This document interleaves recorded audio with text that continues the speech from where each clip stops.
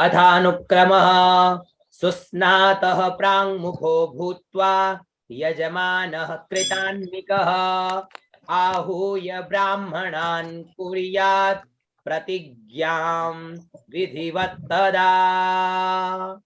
प्रथम श्लोक ये था, 5 श्लोक करवाए थे पहले, मैं एक बार उनकी आवृत्ति कर देता हूं कि सुस्नातः प्राङ्मुखो भूत्वा, यजमान भली भांति स्नान एवं नित्य क्रिया से निवृत्त हो, है ना। यजमान कृतान्निकः आहूय ब्राह्मणान कुर्यात्, फिर ब्राह्मणों को बुलाकर कि भाई मैं अमुक कर्म कर रहा हूं, इस प्रकार प्रतिज्ञा करे, है ना। कुर्यात् प्रतिज्ञाम विधिवत तदा, कि मैं जो भी कर्म कर रहा हूं ग्रह शांति इत्यादि, तो बुला करके उनसे संकल्प करे। फिर उसके बाद में गणेश पूजनम कृत्वा वरुणम च ततो यजेत, है ना।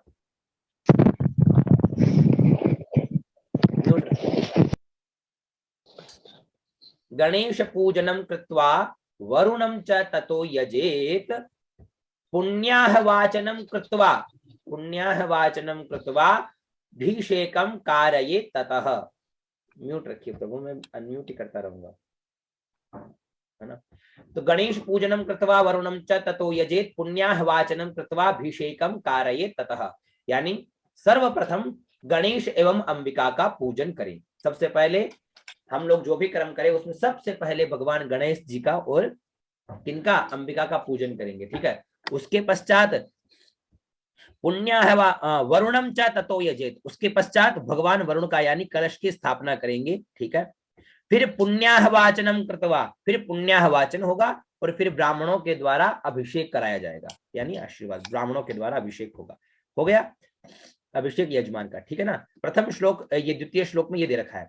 तृतीय श्लोक जो हमने कल पढ़ा था उसमें था कि गौरियादि पूजनम चैव घृत मात्रिक पूजनम आयुष्य मंत्र पाठम तो नांदी श्राद्ध मतः परम, यानी उसके पश्चात गौरी आदि जो षोडश मात्रिका है ना, कुलदेवी सहित जो षोडश मात्रिकाएं हैं उनका पूजन करें। उसके पश्चात घृत मात्रिक पूजनम, सप्त घृत मात्रिकाओं का पूजन और यजन करें। उसके पश्चात आयुष्य मंत्र पाठ के बाद आयुष्य मंत्र पाठम तु, आयुष्य मंत्रों का पाठ हो, फिर नांदी श्राद्ध मतः परम, फिर नांदी श्राद्ध हो, ठीक है। यह तृतीय श्लोक हुआ।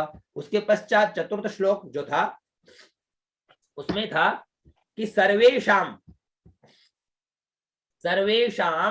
वर्णम कृत्वा, सर्वेषाम वर्णम कृत्वा सर्वतो भद्र पूजनम, है ना। यानी आचार्य ब्रह्मा ऋत्विक जितने भी आए हैं हमारे यहाँ घर पधारे हैं, आए हुए सभी का सबसे पहले क्या करना है, वर्ण करना है। नांदी श्राद्ध के पश्चात वर्ण करना है। वर्ण करने के बाद में सर्वेषाम वर्णम कृत्वा सर्वतो भद्र पूजनम, फिर सर्वतो भद्र मंडल का पूजन होगा। उसके पश्चात ततः प्रधान देवस्य पूजनम च समारभेत, उसके पश्चात जो प्रधान देवता है उनका पूजन होगा, ठीक है। ये क्रम है एक प्रकार से, समझ में आ रहा है। उसके पश्चात स्थाप्याग्निम सुग्रहाणाम च, स्थाप्याग्निम सुग्रहाणाम च, उसके पश्चात पंचभूत संस्कार पूर्वक वेदी अथवा कुंड में अग्नि स्थापित कर ग्रहों की स्थापना करे। उसके बाद में नवग्रह मंडल का पूजन होता है, यानी पंचभूत संस्कार के बाद में जब अग्नि प्रज्वलित करते हैं, है ना अपन, उसके पश्चात उनका संस्कार करके फिर ग्रहों का पूजन होता है। सुग्रहाणम च स्थापनम, ठीक है, ग्रहों का स्थापन कृत्वा तो यजेदाज्याहुतिम भक्ति पुरस्सरः, तो नवग्रहों का पूजन हुआ। नवग्रहों का पूजन होने के बाद में तथा विधि विधान पूर्वक कुशकंडिका जो है संपन्न कर श्रद्धा भक्ति पूर्वक फिर घी की आहुति प्रदान होती है, ठीक है। अब उसके अंदर भी क्या है वो विधि देखिए, है ना। अब यहां से अपना श्लोक संख्या 6 से प्रारंभ हो जाएगा, ठीक है ना। तो 5 श्लोक आप सभी लोग तैयार कर लीजिएगा, बाकी में देखिए यहां से अपन चलते हैं, ठीक है।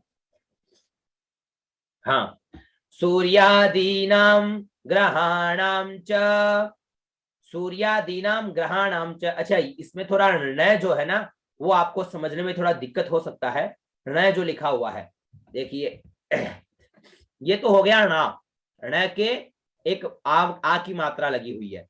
ऋण का मतलब क्या होगा, जैसे ये वाला र है ना, उसके बाद छोटी रेखा एक बड़ी रेखा, तो ये तो हो गया ऋण, पूरा ऋण हो गया।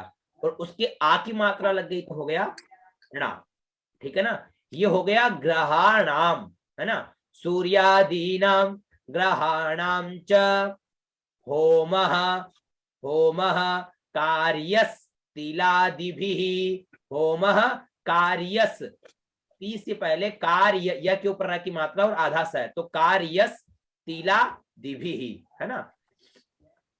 सूर्यादीनाम ग्रहाणाम च होमः कार्यस तिलादिभिः ततः प्रधान देवस्य, ततः प्रधान देवस्य होमः कार्यो यथा विधि।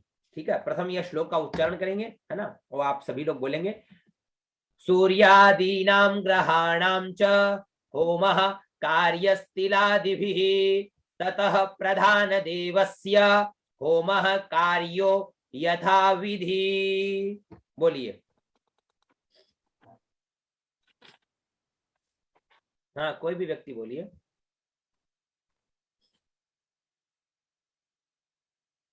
क्या हुआ, आवाज नहीं आ रही? आ रही है गुरुदेव आपकी आवाज। हाँ हाँ, बोलिए बोलिए, कोई भी बोलिए। सूर्यादीनां ग्रहाणां च होमः कार्यास्तिलादिभिः ततः प्रधानदेवस्य होमः कार्यो यथा विधि। होमः कार्यो यथा विधि, विधि।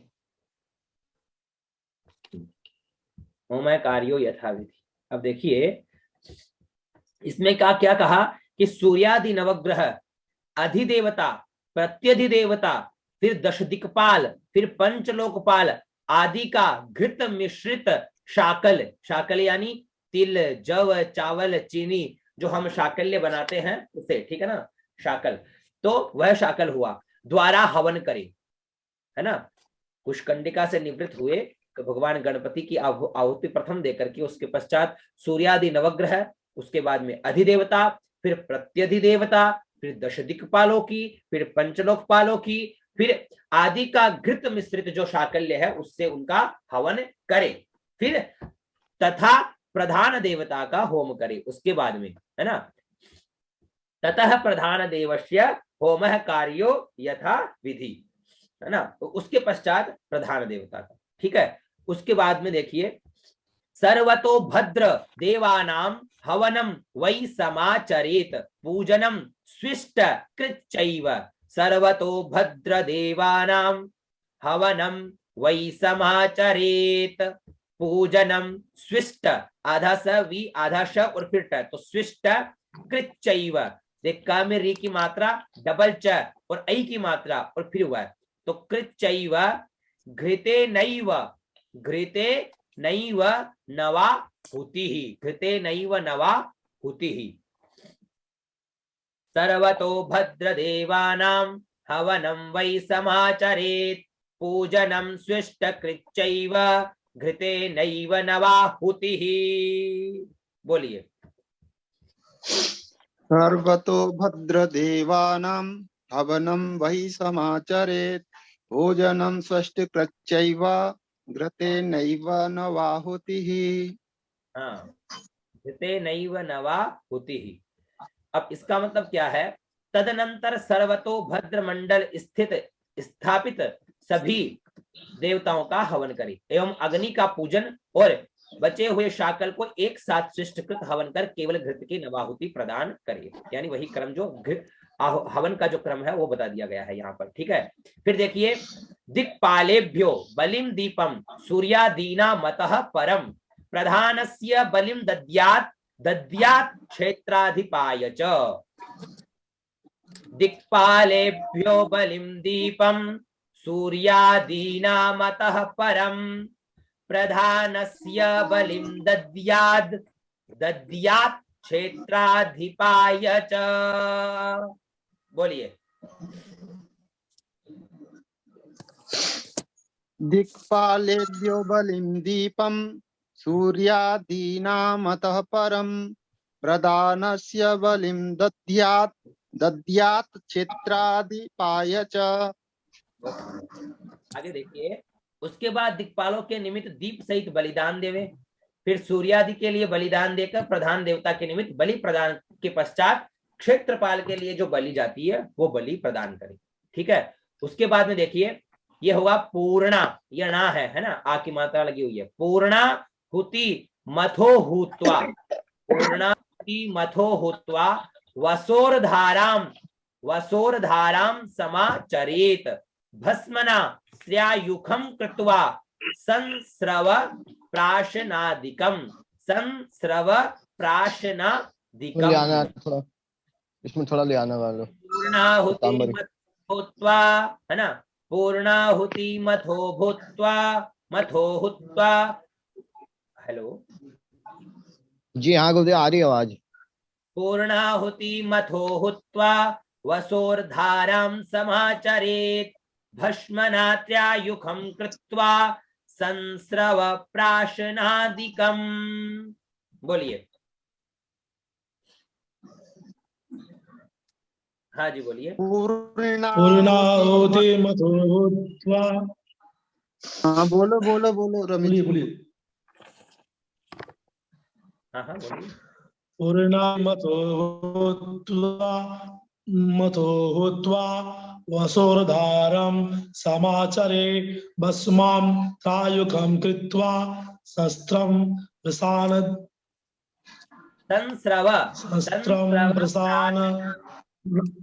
हाँ, संस्रव प्राशनादिकम। प्रसानादिकम। ये त्र नहीं है, ये र है। सन, ये देखिए आधा स और ये र है, र और व। संस्रव प्राशनादिकम, जैसे प में र की मात्रा है ना, वैसे वाला र है। संस्रव प्राशनादिकम। हाँ, तो इसका मतलब क्या है? तत्पश्चात पूर्णाहुति हवन कर वसोर धारा करे। वसोर धारा के बाद में श्रुवा द्वारा वेदी से भस्म लेकर त्र्यायुखम यानी जो 3 तिलक करे, तिलक करके उसके बाद में संस्रव प्राशन करे। ठीक है, उसके बाद में देखिए क्या है, श्रेयो दानम ब्राह्मणेभ्यो दद्यात स्वर्गा सुदक्षिणाम, है ना, दद्यात स्वर्ण, हाँ, दद्यात स्वर्ण सुदक्षिणाम कारयेदभिषेकादीन विसर्जनमतः परम। श्रेयो दानं ब्राह्मणेभ्यो दद्यात् स्वर्ण सुदक्षिणाम कारयेदभिषेकादीन विसर्जनमतः परम। इसका मतलब हुआ पुनः ब्राह्मणों से आशीर्वाद ग्रहण करे, है ना, यानी ब्राह्मण श्रेय दान देंगे। जो भी उन्होंने कर्म किया है वो कर्म उस यजमान को प्रदान करेंगे, है ना, श्रेय दान देंगे। श्रेय दान देने के बाद में उन्हें सुवर्ण दक्षिणा देने के बाद में, यानी किनको?